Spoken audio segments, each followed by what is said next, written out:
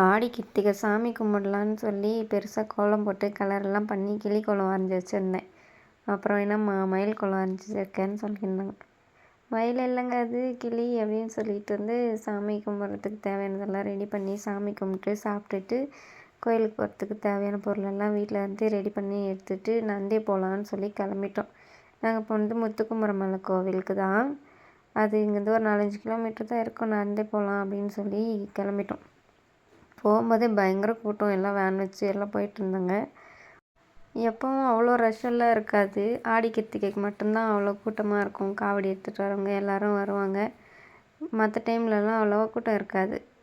பயங்கர கூட்டமாக இருந்ததுனால அது உள்ளே போகணும் 1 மணி நேரம் ஆயிடுச்சு. உள்ளே போய் சாமியெல்லாம் பார்த்துட்டு நசுக்கிட்டோம்.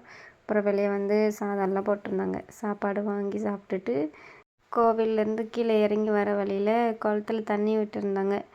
அதெல்லாம் பார்த்துட்டு மொட்டை அடிக்கிறவங்கெல்லாம் அடிச்சுன்னு இருந்தாங்க. கொஞ்ச நேரம் அதை பார்த்துட்டு வந்துட்டோம். பாய். வீடியோ பிடிச்சிருந்தா லைக் பண்ணுங்கள்.